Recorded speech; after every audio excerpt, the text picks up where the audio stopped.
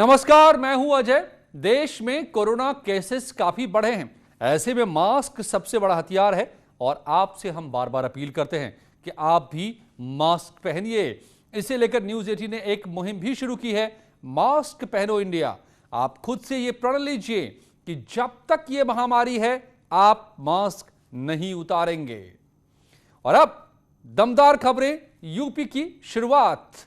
CM योगी के property जब्त करने वाले बयान को लेकर छिड़े सियासी घमासान के साथ यूपी में भ्रष्टाचारियों और गलत काम करने वालों की संपत्ति जब्त करने के बयान पर अब सियासत गरमा गई है। विपक्ष ने इसे सवाल इस पर उठाए हैं और बीजेपी पलटवार कर रही है। सीएम योगी के गुंडे माफिया को दी गई चेतावनी पर रस्साकशी तेज हो गई है।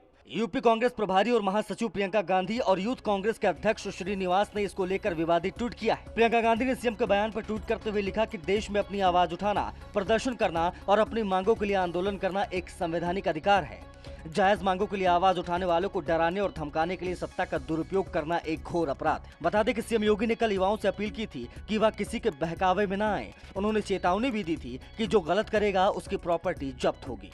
तमाम प्रकार से प्रताड़ित करने की जो एक व्यवस्था चली आ रही थी, आज वह नहीं हो सकता, कोई गलत नहीं कर सकता है। और जिसको अपनी प्रॉपर्टी जब्त करवानी हो वह गलत करेगा। जिसको अपने आने वाली व्यवस्था के लिए पूरे सारे रास्ते बंद करने हो वह अन्याय करेगा, अन्यथा किसी को अन्याय करने की छूट नहीं दी जा सकती। प्रियंका गांधी ने सीएम के इस बयान पर प्रतिक्रिया देते हुए कहा है कि जिस प्रॉपर्टी पर योगी जी बैठे हैं वो उनकी नहीं, देश की जनता की है। याद रखिए कि वो प्रॉपर्टी भी एक दिन जनता जब्त कर सकती है। जी हां, तो क्या जो उपद्रवी हैं उन पर लगाम लगाना विपक्ष को रास नहीं आ रहा है? क्यों? लफंदरई क्या है? क्या योगी की भाषा या योगी के लिए इस्तेमाल की गई भाषा? महाबहस आज रात 8 बजे इसी पर। और अयोध्या के संतों ने सीएम योगी के खिलाफ कांग्रेस की इस टिप्पणी पर कड़ा ऐतराज जताया है। क्योंकि उत्तर प्रदेश में अवसरवादी राजनीतिक लोग जो नौजवानों को भटकाने का और जो कुचक्र रचा जा रहा था उसके तहत उन्होंने ट्वीट किया था। लेकिन दुखद रहा कि जिस प्रकार से श्रीनिवास जी का ट्वीट आया एक मुख्यमंत्री के प्रति, वो दुर्भाग्यपूर्ण है। और कांग्रेस की चाल चरित्र ही कुछ ऐसी ही रही है शुरू से ही, कि कांग्रेस शुरू से ही भगवा साधु संतों को आतंकवादी बताती थी।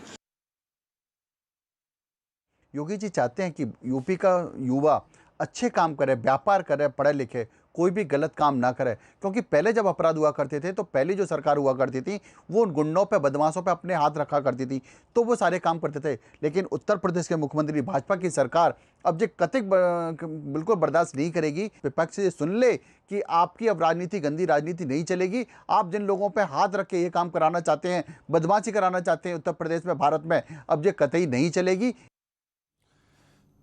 और सुहेल देव, भारतीय समाज पार्टी की अध्यक्ष ओम प्रकाश राजभर ने सीएम योगी के बयान पर पलटवार किया है। आरोप लगाया है कि मुख्यमंत्री युवाओं को डराने की कोशिश कर रहे हैं।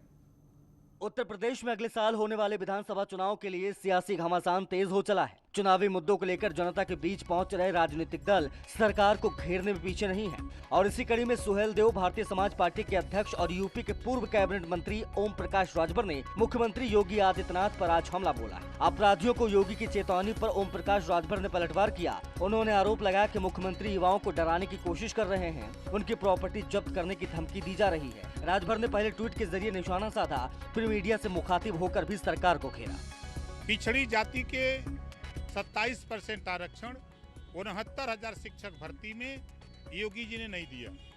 डेली 18,000 बच्चे जो उससे प्रभावित हैं, डेली लखनऊ में कभी डिप्टी सीएम के यहाँ केशव मौर्य के यहाँ जाते हैं तो वो लाठीचार्ज कराते हैं, कभी दिनेश शर्मा के यहाँ जाते हैं, कभी बेसिक शिक्षा मंत्री के यहाँ, कभी मुख्यमंत्री यहाँ, ये लाठी से पिटवा रहे हैं। वो हक मांग रहे हैं तो लाठी दे रहे हैं। ओम प्रकाश राजभर ने कहा है कि भागीदारी संकल्प मोर्चा योगी आदित्यनाथ को दोबारा मुख्यमंत्री की कुर्सी पर नहीं बैठने देगा।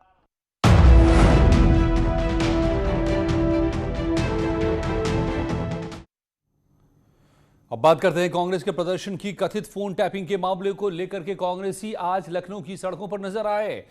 कांग्रेस कार्यकर्ताओं ने सरकार के खिलाफ प्रदर्शन किया, लेकिन इस दौरान कांग्रेस प्रदेश अध्यक्ष अजय लल्लू हाउस अरेस्ट किए गए। कांग्रेस नेता आराधना मिश्रा को भी हाउस अरेस्ट किया गया। वहीं कांग्रेस का दावा है कि लोकतंत्र बचाने की लड़ाई वो लड़ती रहेगी। आप ये तय कराती है, तमाम सामाजिक राजनीतिक विपक्षी दल के नेताओं का फोन टेप करा रही है, साजिश रच रही है। और यूपी विधानसभा चुनाव से पहले बीएसपी ने ब्राह्मणों को जोड़कर सहेजने के लिए मास्टर प्लान तैयार किया है और इसको लागू करने के लिए अब इसकी शुरुआत हो रही है। अयोध्या से 23 जुलाई को यानी कि कल प्रबुद्ध वर्ग ब्राह्मण समाज का सम्मेलन यहां आयोजित कर रही है बीएसपी।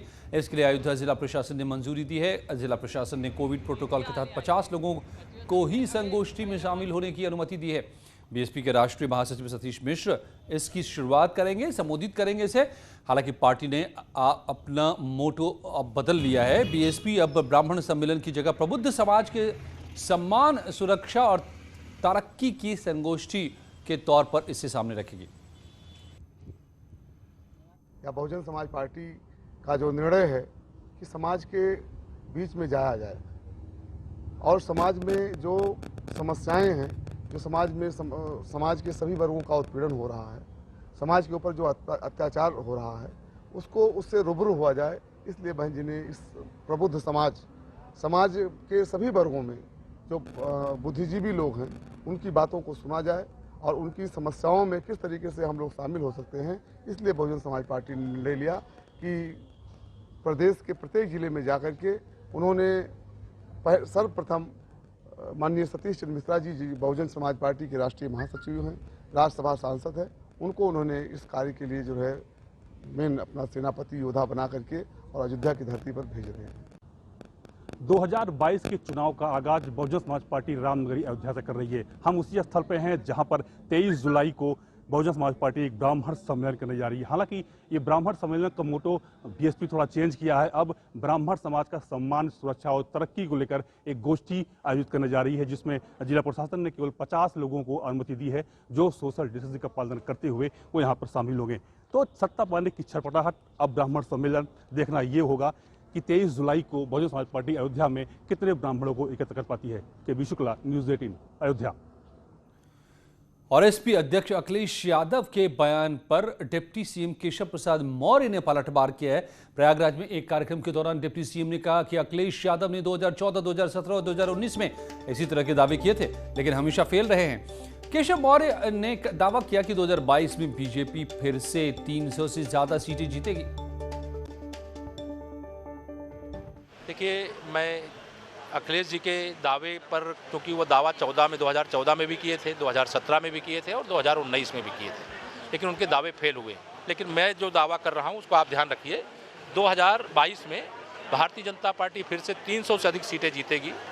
चाहे सारे विरोधी एक पक्ष में हो जाएंगे तब भी 100 में से 60% हमारा है, 40% में बंटवारा है और बंटवारे में भी हमारा है। और आप जैसे तमाम पत्रकार मित्र जो पूछते हैं बंटवारे में क्या है, तो मैं ये अंदर की बात है, यदुवंशी और रविदास वंशी सब हमारे साथ हैं। कोरोना वायरस महामारी के कारण अनाथ हुए बच्चों का भविष्य संवारने के लिए उत्तर प्रदेश की सरकार ने बड़ा कदम उठाया है।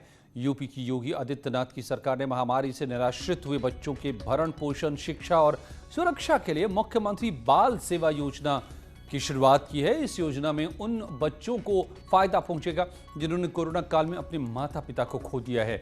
इस योजना में अनाथ बच्चों को 4,000 रुपये प्रति महीना देने का प्रावधान किया गया है। शिक्षा जैसी मूलभूत आवश्यकताओं को पूरा करने की व्यवस्था की गई है। वो बच्चे जिन्होंने नॉन कोविड के दौरान अपने माता पिता या सिर्फ माँ या पिता को खोया है, उनके लिए 2,000 रुपये प्रति माह की योजना है। इसके साथ ही प्रदेश सरकार अनाथ लड़कियों की शादी योग्य होने पर उनकी शादी में 1,01,000 रुपये भी देगी। इस योजना के शुभारंभ के दौरान यूपी की राज्यपाल आनंदीबेन भी शामिल रहीं। कुल 4,050 बच्चे चिन्हित किए गए। इन 4,050 बच्चों के लिए आज हमारी राज्यपाल महोदय के कर कमलों से पहले 3 महीने का, यानी हर बच्चे को 4,000 रुपये हर माह राज्य सरकार उन्हें उपलब्ध कराएगी।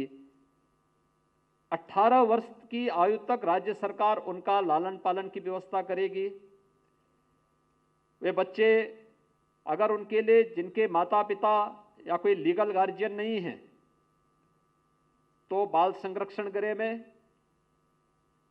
या फिर उन बच्चों को हम लोगों ने इस वर्ष से हर कमिश्नरी हेडक्वार्टर पे 18 अटल आवासीय विद्यालय हमारे निर्माणाधीन हैं।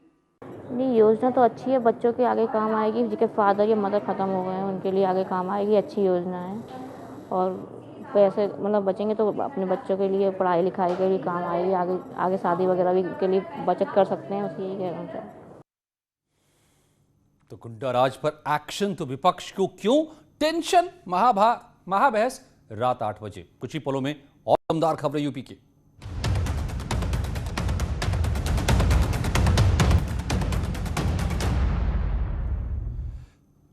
कामयाबी के किस्से हर किसी को लुभाते हैं, लेकिन उस कहानी के पीछे का संघर्ष और कामयाबी की बुनियाद की हकीकत कहीं पीछे छूट जाती है।